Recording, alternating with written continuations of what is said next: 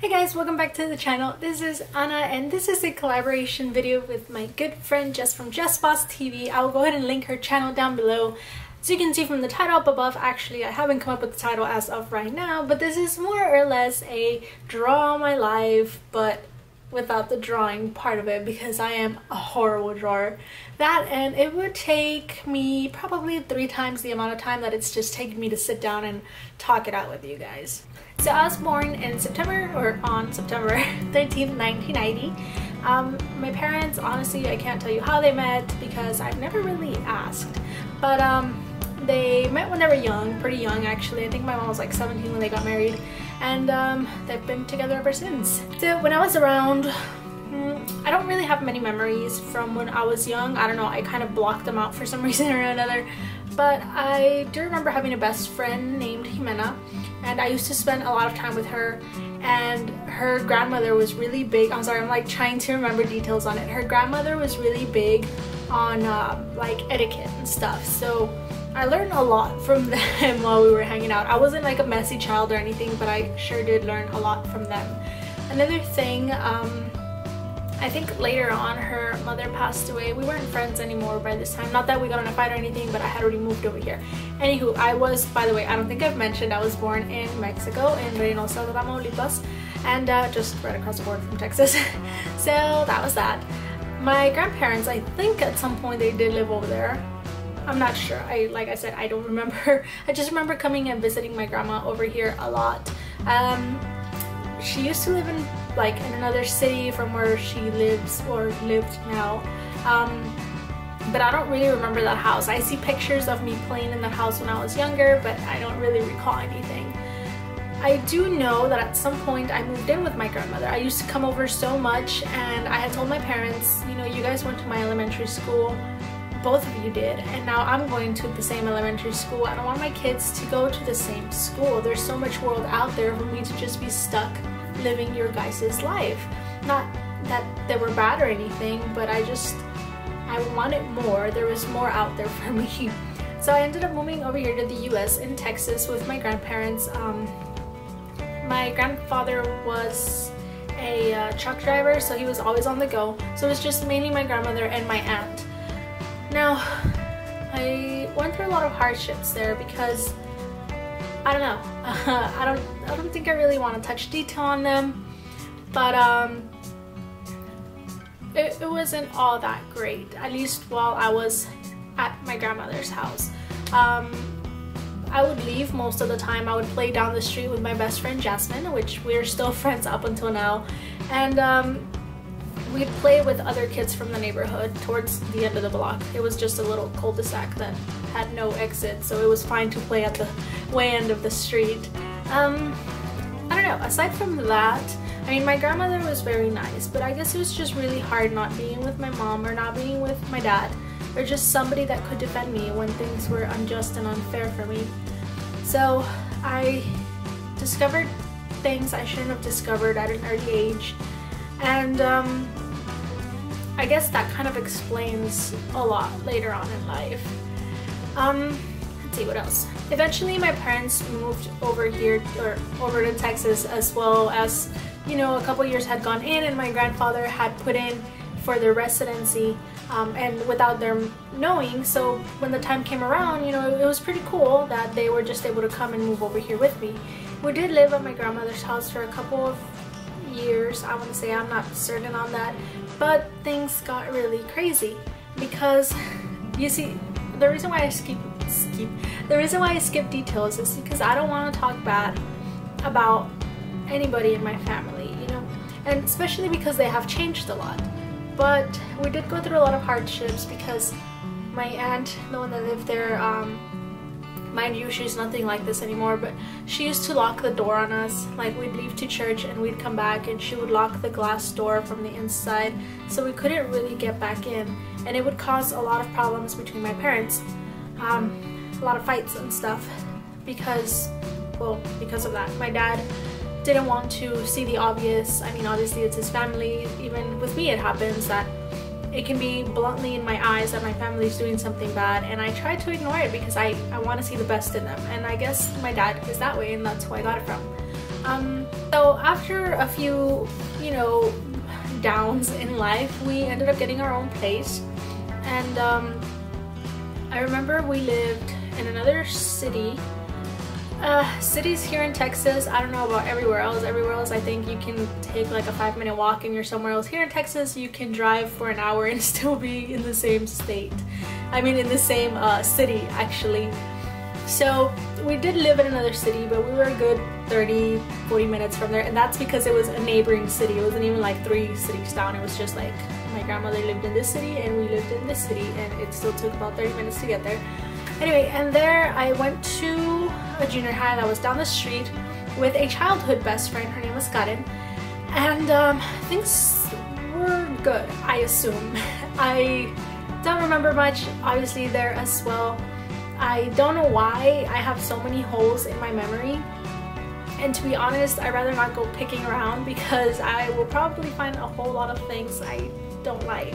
So I just kind of leave it at that. I never really try to find memories or anything of the sort. I do remember that we had a neighbor, because we lived in some apartments, and we had a neighbor who used to beat on his wife, and maybe this is just all part of the trauma that I had to escape from or something. But he used to beat on his wife, and you could hear her screaming and crying all night, and she was pregnant, and she would tell him like, oh, you're hitting the baby now, please stop. And it was just crazy. And that was it. I mean, at least that's pretty much all I remember from there. My mom was working as a provider for an elderly woman, and her daughters lived with her, and so her daughter and the granddaughter and the main lady my mom was taking care of lived there. The granddaughter and the mom worked, or the granddaughter and the daughter worked, and then my mom was caring for the elderly lady who had like dementia or something. She would say that George Washington had planted her pecan tree in her backyard, and it was the cutest thing ever. But she would freak me out sometimes because they had a dog, right, and her name was Molly. I loved that dog. It was like a what are those dogs called? The ones with the like the mustaches, those like terriers. I don't know. Schnauzers, there you go. I closed my eyes and I remember because I wanted one like that, and I remember researching it a lot. Anyway, and she used to say like, hey, there's a little, I'm sorry, I do not mean this in any racist way, this is just what she would say, and she would say this because the dog was black.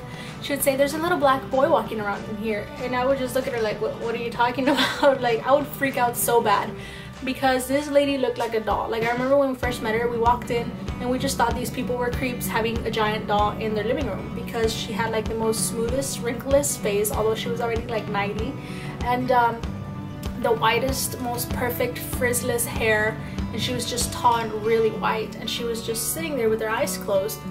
And it wasn't until we passed by and she said bye, and I was like, what the crap? So that was the lady that my mom was to take care of. Anyway, they had that dog, and anytime we would pass by, she'd be like, did you see that? And I was like, what? She's like, the little black boy that's running around the house. And I'm like, what the heck is this lady talking about? Mind you, I was in junior high, so I was like, I want to say 11, 12, around there. So at this point, I remember going for like a semester back at the school near our apartment.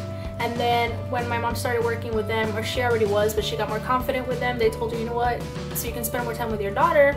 Oh, because at this point, I think my dad had gotten another job, or a job. I think he didn't have one when we moved there, something like that. I don't remember. I honestly don't want to like go out there, but he got a job or another one or something, to the point that he couldn't care for me because he wasn't going to be there when I got there after school.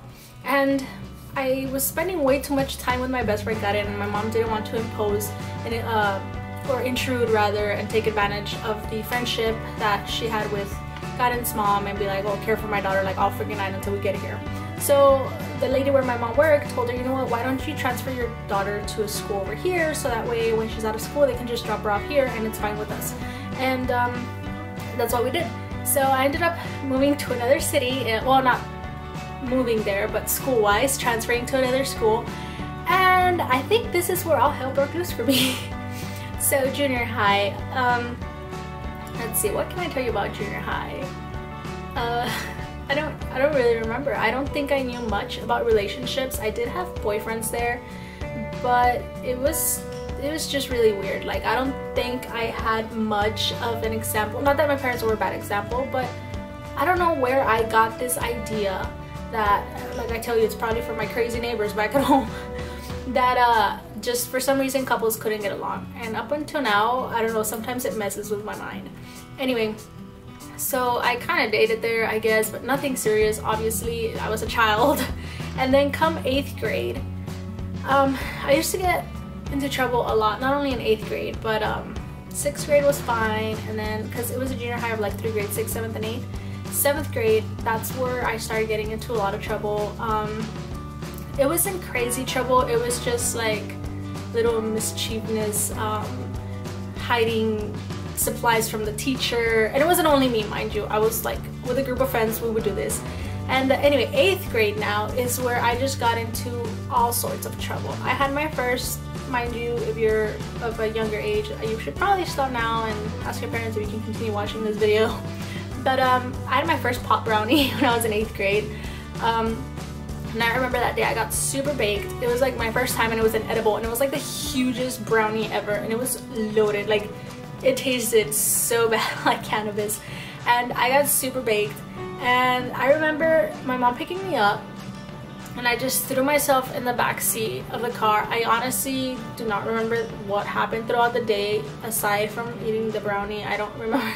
Now, I know we were joking about this, Jess and I, and she was like, oh, it's probably all the weed that caused all the holes in your memory. But no, I think this was happening before I even tried cannabis. Like, I just wasn't having good memories, I guess. Where was I going with this? Oh yeah, so I don't remember how the day went. I don't remember how I didn't get busted. I threw myself in the back seat of the car, and at this point I was friends with somebody else. Her name was, what was her name? Huh. And she was like a best friend. Anyway, she was a best friend to this church we were going to, or she was my best friend from this church we used to go to. It was the pastor's niece who was living with them. And anyway, we were like super cool with each other. I used to spend nights over there all the freaking time, and we just kind of grew together. So anyway, I tell my mom, like, you know what, I want to go. I can't believe I don't remember my best friend's name. Anyway, so I tell my mom, like, you know what, I want to go see so-and-so. I think her name was Norma, or I don't know if that's her name or her mom's name, but we'll just call her Norma.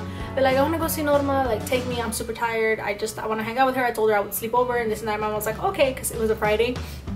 And I'm just laying there, and I remember her being like, anyway, so I remember getting there. Actually, I don't remember getting there. I remember being there and just being like, you know what, I have to tell you something. I am so sorry, guys. I'd be like, you know what, I have to tell you something, but you have to promise me not to say anything. And I ended up telling her because she obviously noticed I was just super drowsy. Like, I was in a drowsy state, wanting to wake up. So I started getting real antsy. So I told her, you know what, like, let's go get some munchies and this and that. So we take off to the store, and on the walk, I told her, you know, I was like, hey, I had a pot brownie today and I'm kind of baked, so just kind of throw me corners, you know, let's just stay in your room, or let's just be outside, or I just don't want to be around your uncle or your aunt or anything because I don't want to get busted. Lo and behold, we get to her house, or we get back to the house, you know, and I'm in the room like pigging out, right? And she's like, I'll be right back. So she leaves and she comes back, and behind her is her uncle, and he's like, I need to talk to you. And I just looked at her like, motherfucker, like, wow, really? Like, I just told you. I was just like, forget it. So we go outside, and this man, like, I don't know, like, he was feeling really weird. Like, he was just trying to look at my eyes, but it wasn't just like him checking my eyes to see how baked I was. Like, he started complimenting my eyes, and he was just, I don't know, he was talking weird. I could have just been really high and taken it really weird, but I remember even like there, like, kind of cringing about the stuff he was telling me about, I don't know, he was just being weird to me. It just felt weird. And I was just looking, I remember looking at the grass, and I was like, oh my god, my contact fell out. But I didn't wear contacts. I don't know why, I thought my contact had fallen out. And I started just looking at the grass, looking for my contact. And I remember just like going into the grass. Like, I don't know, it was just super weird. I started tripping out really bad. So after that, I don't really remember what he was saying anymore. And I just remember I was a tiny person in the tall grass, and it was so green, and I don't know, it was just really crazy. Anywho, fast forward, I just kind of made a pit stop there at a crazy story that I remember. See, I remember little moments in which cannabis is actually involved. So you know, her and I stopped being friends. My mom picks me up. I don't really remember what she says or what happens, and I just end up going home, I suppose. After that, I kind of have a blur of things. I know I failed the 8th grade due to being so bad at school that my mom ended up moving me to another city, another school, and I think by this time, I guess we had already moved. They had already built our house, so we moved, and I went to the school designated for that area or whatever. And mind you, I used to dress, I was like a total like punk goth type of person, not the goths you kind of see nowadays, like that really hit the Marilyn Manson. Nothing against the guy, because I used to love his music, but I didn't dress like that, because nowadays a lot of goths kind of go deep into it. But I was more of like a punk rocker slash gothic-ish. Like, I barely tiptoe into the waters of gothicness, but I stood more into the rocker punk side of things. But so I went to this school, and in this city apparently there were no people like me, and I was the only weirdo there, so they used to call me the freak. And it wasn't anything bad, because people actually really used that to talk to me for some reason. Like, I was like the weird thing that everybody had to befriend, and if you were friends with me, it was cool. I don't know, like, I know I'm making myself sound cool, but it wasn't that. It was just that, like, I guess being so different kind of intrigued people, and made them wonder, like, hey, what's up with that person? Instead of pushing them away, how society kind of tends to do now. It's like, if you're different from somebody else, don't talk to them. Back then, it was a little bit more chill. And I remember there was this one other person that kind of dressed punk, but he was gay, and a lot of people bashed on him and told him, back in the day when it was okay to have opinions over things, people bashed on him and nobody batted an eye. And but I remember defending him a lot. I remember, you know, I befriended the guy, and he was super cool. He was really nice, and I would defend him. Like, I remember one time he had gone into the restroom, and a bunch of people had, you know, gone in after him, and they were just telling him off, and I didn't care. I went into the guy's restroom and I just pulled him out, and I told everybody off. I was like, dude, like, you guys have not anything better to do, like, other than to be putting somebody else down. We're supposed to be, I always took this as, like, since we were a smaller school, or it felt like a smaller school, I always felt we had to be like a family. And it wasn't only that we were a smaller school, but I remember the halls had a, like, it was like the hall and then a door to them, and then the rest of the school, and then it'd be another hall and it had a door. Like, we were really secluded, so it felt like all of that hall was like a big family. So I don't know, I would defend the guy like to the ends of the earth. And I don't know whatever happened to him actually, but we were really good in junior high. And then after that, I graduated, ended up staying in the same city for high school. And actually that junior high year, I kind of settled down, you know. I mean, obviously I didn't have anybody else my type or that understood the things that I liked. I did date this person that was like really crazy jealous, but never as crazy as one of my exes actually. But anyway, so we moved on to high school. Now high school, I was with my best friend Jasmine there, the one that I grew up with, and her and I together are just recipe for disaster. Not in a bad way, but I don't know, I remember walking a lot, doing a lot of walking those years. We used to walk to the library, we used to walk to the parks, we used to go to concerts together, and mind you, we were the only like 14-year-olds at the concerts, with like a bunch of like 20-30-year-old people there. And I got really heavy into smoking pot and stuff. All of this other time, aside from that brownie, I hadn't really gotten into smoking that much. It wasn't until I got back into high school, or into high school actually. And what's it happened? So I got more into drugs and stuff. I started trying out other things. I started trying roaches. Mind you, roaches didn't help my temper, which is why I think a mixture of the drugs that I did with an ex-boyfriend that I had that just like really broke me as a person, I feel was the perfect combination to just mess with me and now give me the anger issues that I have today. But I don't really know what roaches are in the technical term, that's what we call them. But they would kind of tone you down, like they were calmers, but anything would spike your temper. Like, it was just really crazy. I remember one time I popped a couple of roaches, and okay, you might know them by this. They enhance their effects with orange juice. So I remember popping a couple of roaches, chugging down some orange juice, and going home. I was supposed to go to an SPM concert. That's the kind of gangster freak person I was before. I was like a mixture of everything, because my best friend was a gangster actually, or she, you know, just whatever. Anyway, so we were supposed to go to a concert, SPM. The dude had just gotten out of prison and stuff, so they were holding a concert there in the valley, and I was like, oh awesome, let's go. And I got super messed up on roaches that I remember going home and going to sleep. And my friend went and picked me up. Like, she went and she tried waking me up, and that just pissed me off. I didn't get mad with her, but I took it out on my mom. My mom was simply asking me like, are you coming back tonight, or are you gonna stay at Jasmine's? What's going on? And mind you, I know this sounds really like irresponsible of a parent to be like, oh, are you even coming back tonight? But my friend lived like 3 houses down, and if the concert ended up pretty late, I would have wanted to have stayed at her house anyway, which I did almost every single weekend anyway. So I told my mom like, oh, you know what, you're asking too many questions. Like, I threw a fit. All she was asking me was where to expect me that night, to either call her mom and see if I was over there, or to leave the door open for me to come home. But I couldn't have it. And I don't know, I threw a fit. I ended up going back into my room and just going to sleep. Then the next morning I wake up and I'm like, oh, did I miss something? And my friend, she told me of everything I had done. I know that I snapped at my mom because my friend told me, and other than that, I don't really remember. And you know, she told me like, dude, you missed the SPM concert, I can't believe it. And I was like, oh my god. And ever since, I've been so mad at myself for it, but it passed. So that's one of the experiences I had. Then out of freaking nowhere, I don't really know how much I can say without getting into like legal trouble and stuff. But anyway, let's just say I was selling things in school I shouldn't have been selling. I was transporting things across borders that I shouldn't be transporting. I was a crazy kid. I guess more in high school is where I started getting into like serious relationships and stuff or whatever. I used to skip school a ton. I honestly don't know how I graduated in 3 years.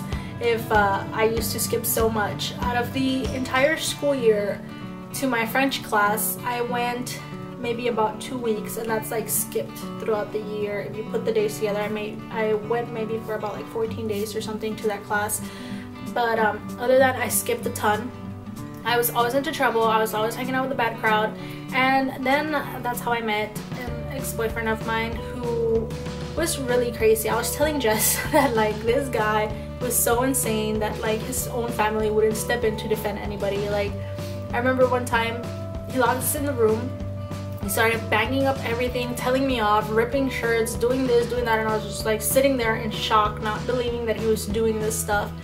And I don't know, like I guess since I think this was like my longest relationship, it's the one that obviously broke me the most, because I got so used to a certain individual for no apparent freaking reason, because I don't know, it's just a mess, crazy, and I don't want to get too much into it, but that was that.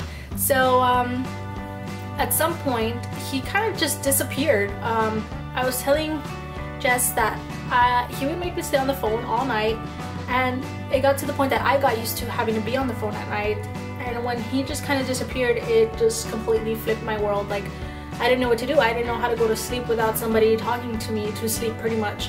And I had made plans to move to Pennsylvania. I had applied to like Temple University over there, and I was ready to go. So at this point, I ended up getting with another friend that I used to go to church to, I remember, at some point. And we used to walk like 2 or 3 miles a day up and down her house, or like in a canal behind her house. We used to walk so much, and this helped me a lot, kind of like not feel like crap at the end of the night that I couldn't have somebody on the phone and I would just fall asleep tired. So when all of this is happening, I end up somehow meeting Chris, and which is my now husband, for you guys that don't know.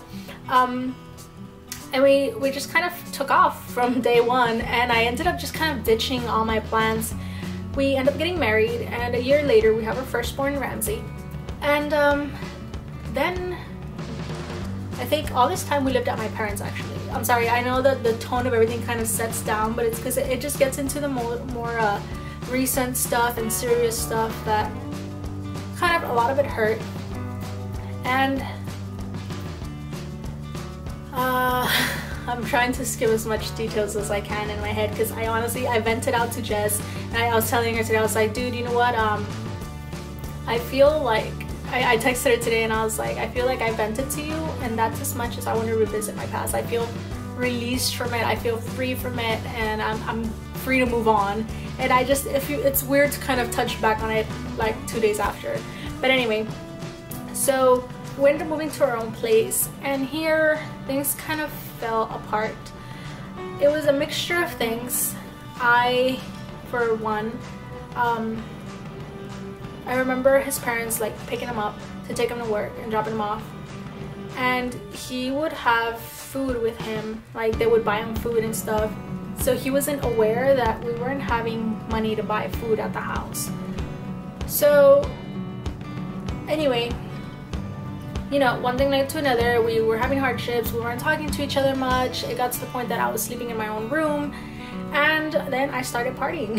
I wasn't one to party at all. I used to stay home all the time, do what I had to do.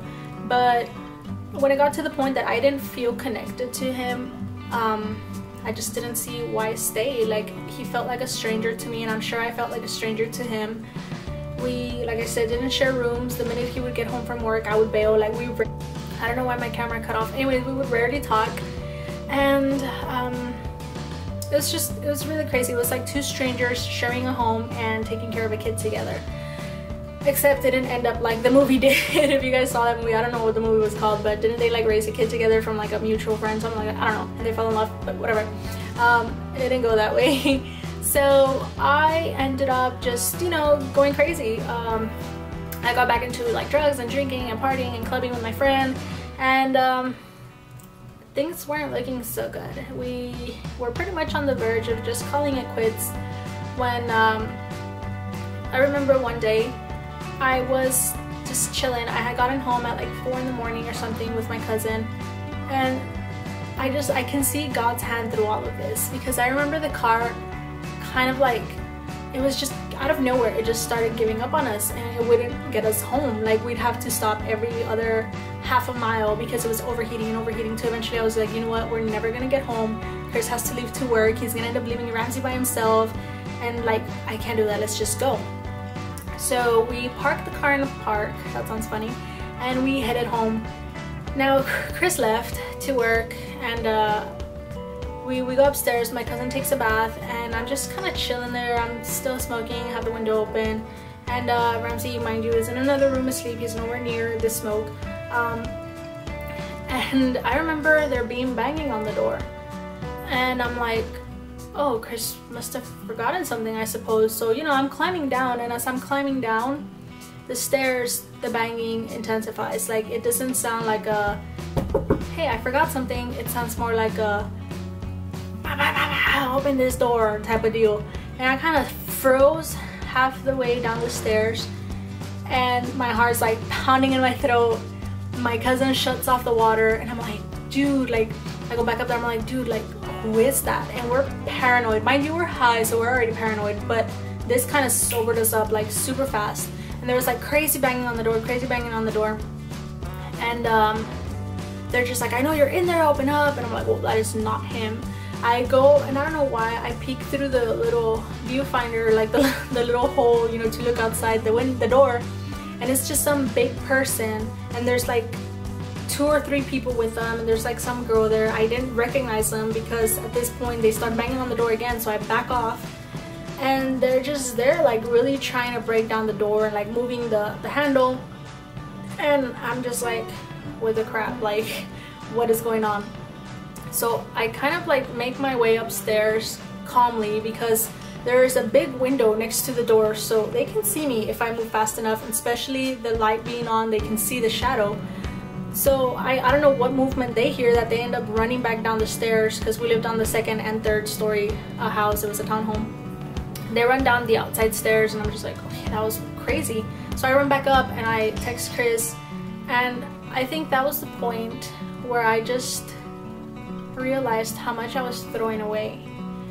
I was like, I can't believe I just put my child in danger. Like it wasn't only me, like had those people come in here and it's just me and my cousin, then so be it. I don't know what we did, because it's not like, I mean, we were out there having quote unquote fun, what people call fun nowadays, but we weren't out there causing trouble or being bad to anyone. But for some reason, these people somehow got to our place. They knew where we lived, they knew my name, and had it been just her and I and we deserved it, then fine. And even if we didn't, we could have defended ourselves, but I endangered my son, and that kind of just like shook me up. And I was like, what kind of crowd am I hanging out with? Like, what is going on?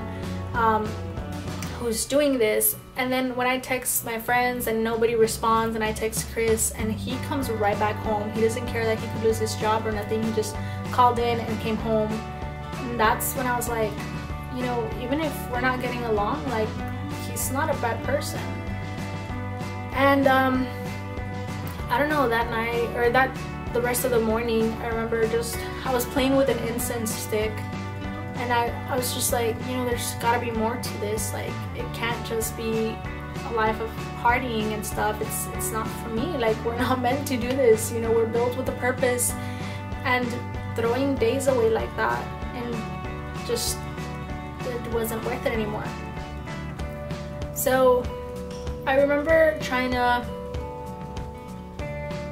start fixing up my life, and I don't know, at some point my cousin and I get into a big fight over just, you know, dumb stuff, and we end up not talking for a good while, and I start losing things left and right. I forgot to pay the freaking car 1 month, and they came to pick it up. Mind you, I know exactly what happened with this because my brother-in-law had sold it to us, and it was under his name, so they had no idea where the car was at. They expected to go pick it up at his house, but it's a bit obvious they sent them over to our house to pick up the car. And when I put 2 and 2 together, and I was like, you know what, if you're gonna be that way, fine, it's your credit on the line anyway.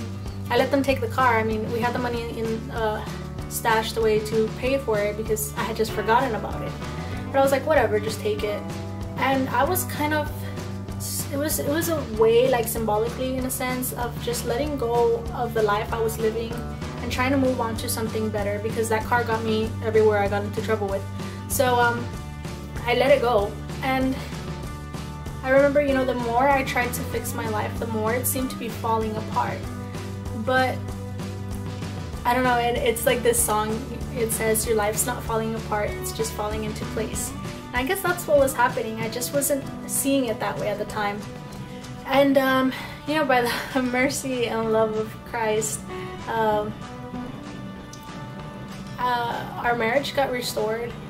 We still have our ups and downs, but now we know we can trust in God.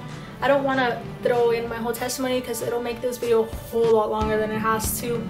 But yeah, we kind of got back together, and we even moved out of the apartment back into my parents' house. We ended up having our second baby. We actually had him the night we moved here to our new place, and it's kind of where we're at today, just making YouTube videos. I decided to start making YouTube videos. I have another channel where I used to make kind of like sit down smoking videos, but that's not me anymore, so I kind of closed that down, and we started just vlogging. We decided to do vlogs because I enjoy watching them so much. But for now, I've just kind of been doing sit down videos and chit chat videos with you guys, and they seem to be pretty fun. But yeah, I don't know, God's good. That's all I can say. There's a lot off my chest now, and that's because I didn't go into details. Like I said, at some point, I remember when I first turned to Christ, after all that stuff happened, I forgot events, names, what people look like, not so much the people, family and stuff, but the people I did bad things with, the people I did drugs with, the people I partied with. I forgot so much that I really rather not revisit it. And I guess that's where the whole scripture comes true, to say that, you know, those who are born again in Christ are new creatures. All old things are past and everything is made new. And it's a pretty cool life now. So yeah, guys, that was pretty much it. I really don't know how much of this I'm gonna edit out or in, so it might be a very long video, but I I gotta get it uploaded. So anyway, I'm gonna go ahead and link down below JessBossT V, the channel. That's the name of the channel. Sorry, I'm like kind of now just in a really chill state.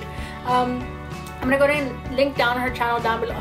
I'm gonna go ahead and link her channel down below. And she's gonna be doing the same video. I'm not sure how much of her testimony she's gonna put out there or if she's gonna do that separate, but this was just kind of our get to know us, draw our lives without drawing type of video.